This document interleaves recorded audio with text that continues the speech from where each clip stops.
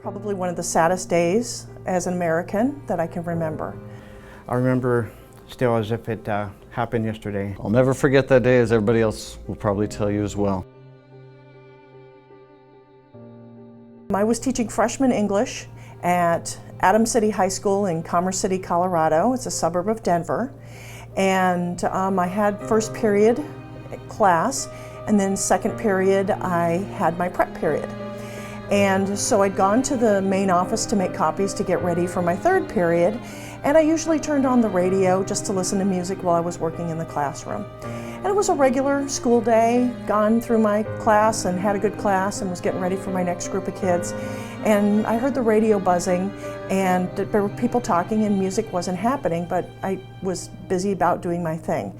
And then when I came back and sat down, I could hear that there was incidences happening, that by that time one plane had crashed into one of the towers at the World Trade Center, another plane had crashed into the Pentagon. I was actually working in the morning. I was a junior at Ohio Northern University, and my on-campus job was actually as an admissions tour guide. And when we weren't taking like prospective students out on tours, we were all sitting around a table, stuffing envelopes, sending out mailers and brochures, basically for like all sorts of prospective students.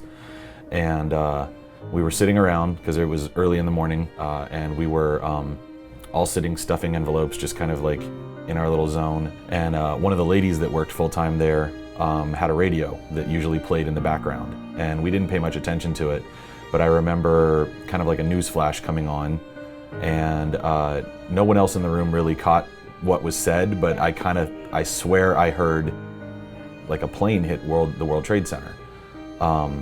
And so I like kind of did a double take, and I stopped what I was doing and I got up and I tried to stand over by the radio and listen, and by that time like the news flash was over. At the time, I was actually serving a mission for the LDS Church in Honduras from 2000 to 2002. I'd been in the country for about a year and a half approximately. And that morning I was at the time residing in a small town called Guaymaco. It was like a farming rural town in third world Honduras. I was with three other missionaries who were from Guatemala and El Salvador. So there's not another American in the town. I was the only one. And what I remember about that morning is while we were walking around the town, see, we had no TVs, no phones, really no connection to the outside world. We were just kind of in our own little area.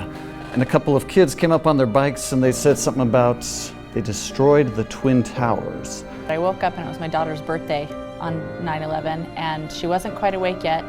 And I turned on the television, and Coach Johnson had already left for work. And I called him and said, "You guys need to turn on the television at the office and see what's going on." And I just remember I cried and cried and cried. When my kids finally woke up, I pulled myself together, and we kind of gathered together and had a little conversation about what was going on, and there was nothing to be scared of. I was listening to a radio talk show and heard reports about plane crashing into the World Trade Center. And at first I didn't believe it, so I went and turned the TV on after a few minutes, and what I remember as soon as the TV turned on, it was the live footage of the second plane crashing into the second World Trade Center tower. Yeah, so I was in the 6th grade, I was in a Chicago suburb, and I remember it was a really warm day.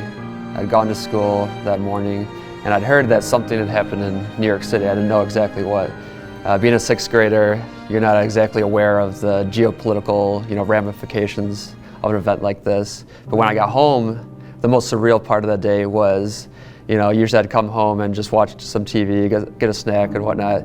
And I remember flipping through the channels. I'm going through Nickelodeon, Cartoon Network, ESPN, Comedy Central, MTV even, and they all have videos of the towers, burning, smoldering, and the planes there, and people jumping out of the towers. September 11, 2001 was my senior year of high school when I was at Seton. My mom taught at the school, and that morning I decided to turn on the news, and it's something that I just never did. And I saw a building burning, and I didn't know which building it was. I had no idea I've heard of the World Trade Center, but I didn't know what the World Trade Center was. So September 11th, I was a junior in high school. I was in physics, and the first recollection was actually when the phone rang, and I remember him picking up the phone, and you could watch his facial expression change as he says, "Yes, yes, Frank's here." His father's walking across the Brooklyn Bridge, which, if you don't know Brooklyn, you don't walk across the Brooklyn Bridge. Okay, yeah, so he has to make sure he's home to get his sister off the bus. Okay, I'll pass on the message. He hung up the phone and he said, "Frank, your father's walking across the Brooklyn Bridge. You have to get your sister off the bus."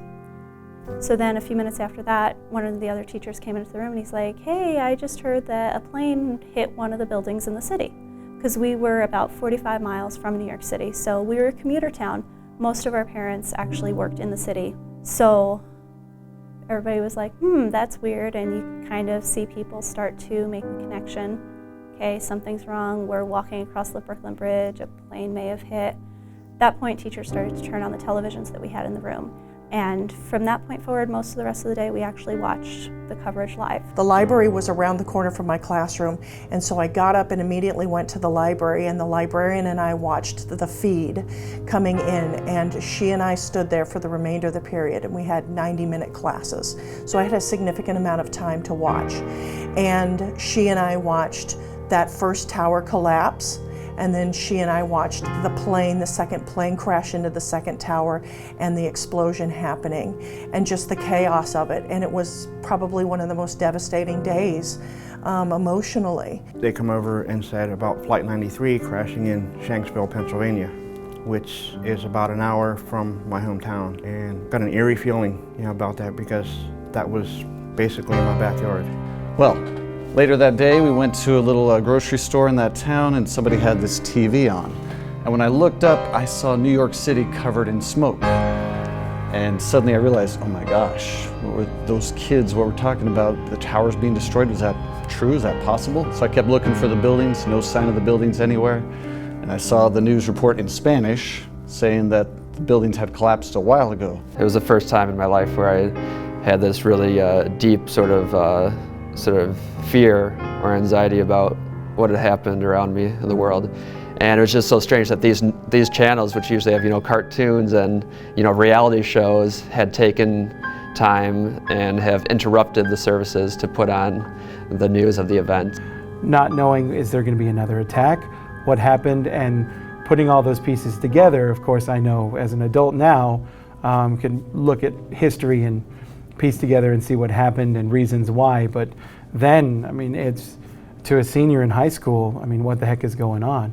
I went downstairs to our admissions lobby, and at the time we had like one of those TVs that just hangs out of the ceiling. So I flipped the TV on and was searching all the news channels, and immediately caught like live coverage of like the World Trade Center on fire. Smoke coming out of it and everything, and I was trying to like understand what was going on, kind of like in shock, but not really fully understanding. Was it an accident? What happened? Whatever. And then I remember just being there standing, and everybody else in the room kind of not really paying attention, but then slowly everyone's attention, it just got quieter and quieter, and we were all just staring at the screen, watching kind of as everything unfolded. And within 2 or 3 minutes of turning the TV on, I remember seeing the second plane hit the tower. And the crazy thing was, nobody in the room was really thinking terrorism. Like, I think we were all like, what are the odds that 2 different planes hit 2 different World Trade Center towers? Like, that's crazy to think that that could happen. But it was strange because in retrospect, nobody in the room was thinking this is an act of terrorism. My town actually lost 8 people. But I think the silence for the rest of the day and the weeks that followed was probably the most striking, because all air traffic was grounded. So we have 3 busy airports by my parents' house, and there were no planes in the air. And then they started bringing in the military planes, so the big planes that carry supplies and tanks. They were flying into a military base that's right near my parents' house. And so now our walls are shaking because these big tanker planes are landing. So that was very unnerving. I was a little bit nervous, but then at the same time, I felt I wasn't worried about myself. I wasn't worried about my family. We weren't in immediate danger, but I was worried about our country and about what was going to happen from here. And then I got to class, and I had to tell my kids. And I had 30 freshmen who needed to be told that our country was under attack. And I did that. And I could see the fear in them. For me, 9/11 will always kind of spark that memory of feeling completely helpless and unable to do anything and wondering, is my own family okay? Even though they live over in Arizona, and what's happening in New York and Pennsylvania and Washington. It's just a god-awful feeling, seeing there's all those innocent lives, being perished because of an act of terrorism and their beliefs. So I remember one of my classmates, her father worked in the trade towers, and a couple years before, when they'd had the incident in the parking garage, he was safe, he came home without a problem. But when the towers were hit by the planes, I remember her sitting in the hallway and just saying, completely without emotion, my father's not coming home again. And it took several weeks before they actually found his remains, but she was right, he wasn't coming home. I'd say the strangest thing about it for me personally is that I was an American who was abroad in a foreign country while my own country was under an attack, and I felt very, isolated, lonely. It was such a strange time for me because I didn't have anybody to talk to about it. Speaking with my stepfather, he told me that he actually watched the plane in the air do a U-turn before it crashed. And I'm sure that was an eerie feeling for him as well. But just that day was just awful for a country. I let every kid get on the phone and call home just to hear a voice. I got to a really quiet, reserved young man named Jose, and he said, "My mom works at the airport. I'm very worried because all of these attacks happen from airports. Is something happening at DIA?" I said, "Call your mother." And he was such a thoughtful, caring kid, and you could see him trembling. And he was so worried about his mother. And when he heard her voice, you could see a weight lifted off of his shoulders that I never want to see a 14-year-old have again. When I returned to the United States, I had to walk all the way past security just to go see my family, whereas before they used to wait right outside the gates, for anybody who's coming home. So everything was different. People were more edgy, afraid. I thought about the trip I had just taken to New York, where I had spent probably about 2 hours at the top of the World Trade Center, and I met a police officer. And he was probably one of the nicest people I'd ever met, and it was his job to protect people at the top of the World Trade Center. So roughly 2 months before, I had spent hours at the top of the building that had just collapsed. And all I could think about was that man, and he was doing his job. Was he still alive? And he was wonderful. He made New York an amazing trip for me. I felt like, I gotta be doing something. I've gotta be part of the helpers. They're gonna take care of stuff. And I called some of my girlfriends, and they were already kind of talking. What are we gonna do? We wanna be part of the solution or the helpers for today. And the only thing we could come up with, because we all had little kids at home, the only thing we could come up with was we had seen on the news that at the blood donation center, there was just lines, and the people had been standing there already for several hours, and none of us could actually go and donate blood because we all had these small children. So we quickly just made like lunches and snacks, and we gathered our coolers, we put them on ice, and one of the moms, she was able to take all these coolers, and she went just up and down the line with another friend, and they just passed out snacks for these people that had been standing in line for hours. About halfway through the day, kind of getting up, walking out, and going out in front of our apartment, and there were only 2 gas stations in our little college town, and one of them happened to be right across the street from our apartment. And I remember one of the gas attendants going out across the street. This was probably like 4 o'clock in the afternoon, and going to go change the gas price sign. And I remember it jumped by 57 cents.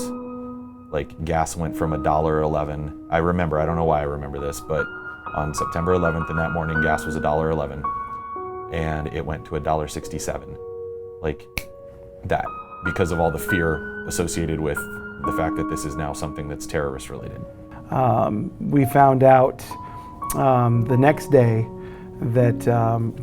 or the week after that, one of our sophomore students, I was senior at the time, one of our sophomore students named Amanda Bird, her father was on one of the top floors of the second tower, and he was killed during the attack. And so we had a school-wide mass commemorating Mr. Byrd. So the country seemed so much more unified. There were American flags everywhere. People had a sense of pride and patriotism. It was a wonderful thing to see that our country could come together during that time of tragedy.